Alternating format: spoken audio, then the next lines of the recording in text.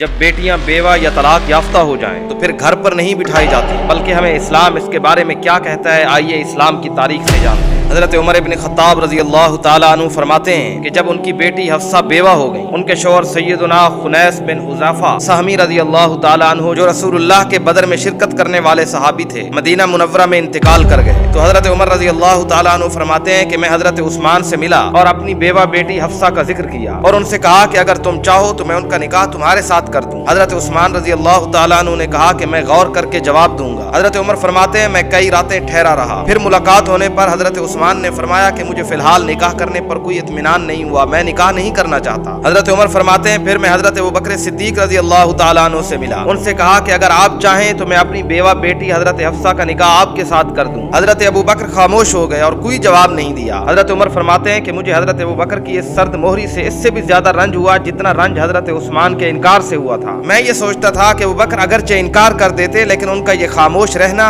میرے لیے زیادہ تکلیف کا باعث ہے۔ فرماتے ہیں کہ کئی دن گزر گئے، اتنے میں رسول اللہ نے اپنے لیے حضرت حفصہ کا پیغام نکاح بھیجا۔ میں نے فوراً ان کا نکاح رسول اللہ سے کر دیا۔ اس کے بعد حضرت ابوبکر مجھ سے ملے تو کہنے لگے شاید تمہیں میرا جواب نہ دینا ناگوار گزرا ہوگا۔ میں نے کہا کہ مجھے بہت برا لگا تھا آپ کا یہ جواب نہ دینا۔ حضرت ابوبکر نے فرمایا کہ میرے بھائی بات یہ ہے، میں نے تمہیں جواب اس وجہ سے نہیں دیا تھا، میرے علم میں یہ بات آئی تھی کہ رسول اللہ نے کہیں ان کا تذکرہ کیا ہے نکاح کرنے کے لیے، اور میں رسول اللہ کا یہ راز فاش نہیں کرنا چاہتا تھا۔ ہاں اگر رسول اللہ حضرت حفصہ سے نکاح نہ کرتے تو شاید میں ان سے نکاح کر لیتا، لیکن میں اس لیے خاموش تھا کہ رسول اللہ کا راز فاش نہ ہو جائے۔ اے مسلمانوں، تم نے اپنی اس تاریخ سے کیا سیکھا کہ حضرت عمر نے کس طرح خود ہی اپنی بیوہ بیٹی کے نکاح کا پیغام پہلے حضرت عثمان کو دیا، پھر حضرت ابوبکر کو دیا، جس سے یہ پتہ چلا کہ اپنی بیوہ بیٹی یا متعلقہ بیٹی کا نکاح دوسری جگہ پر کر دینا یہ کوئی عیب نہیں ہوتا، اور یہ بھی پتہ چلا کہ لڑکی والوں کا لڑکے والوں کے لیے نکاح کا پیغام دینا اسلام میں جائز ہے، یہ عمل غیرت و حیا کے خلاف نہیں ہے۔ مگر آج کل لڑکی والوں کی طرف سے خود کسی جگہ نکاح کا پیغام دینا عیب ہے، جس کے نتیجے میں لڑکیوں کی عمریں گزر جاتی ہیں، وہ بوڑھی ہو جاتی ہیں اور ان کے والدین اپنی بناوٹی عزت لے کے بیٹھے رہتے ہیں۔